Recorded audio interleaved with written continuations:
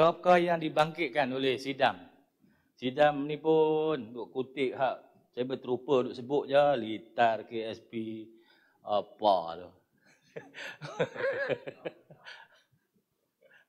Litar ni disebut 2013 kali pertama oleh Barisan Nasional. Masuk dalam manifesto untuk buat litar di Sungai Petani. Mari PH dapat bajet 30 juta. Pergi belanja situ 10 juta untuk kerja tanah. Ini saya tak mau persoal siapa-siapa. Adakah kerja tanah tu bernilai 10 juta? Saya tak mau sebutlah.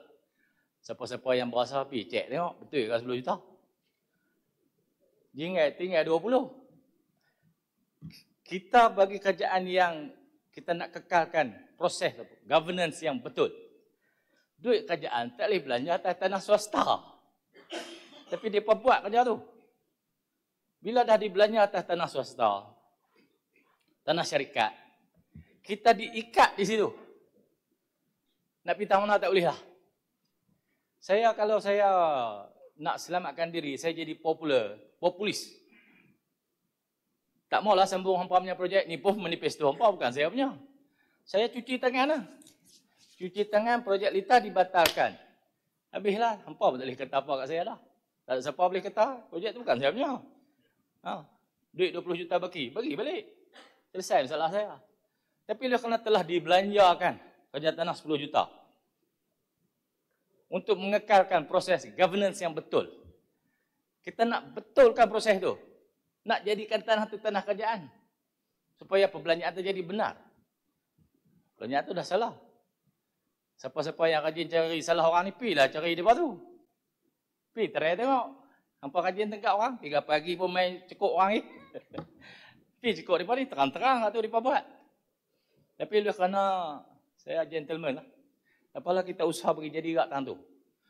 Tapi sepanjang kita proses tu, memanglah sukar. Pasal lepas dah tu, PH main. Hak 30 tu, jadi 73. Desain diubah. Nafsu makin besar. 30 juta tak mau. Nak SIC punya standard. Panggil SIC buat desain. Jadi 73 juta. Duit dah 20 bagi. Nak buat ke mana ni? KM masuk 73. Kita terikat, tertamak di situ. Maka projek lambat. Bila lambat tu, jadilah bola tanggung. Hari-hari duk ulang. Litar tak siap, litar tak siap. Jadi kita pilih swasta hampir buat lah. Suruh swasta buat. Saya rasa tahun depan ni saya nak cuci tangan.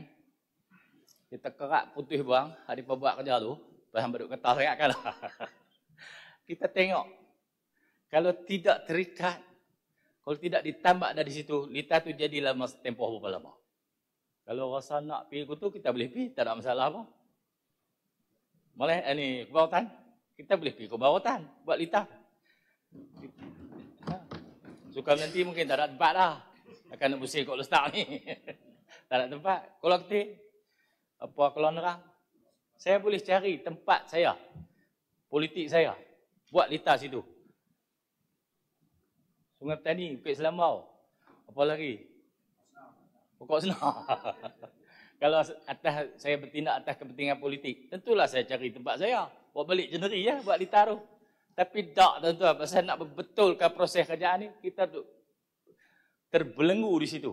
Saya harap belenggu itu dapat dirungkai pada tahun 2026 ni. Harap litar ni dapat diselesaikan.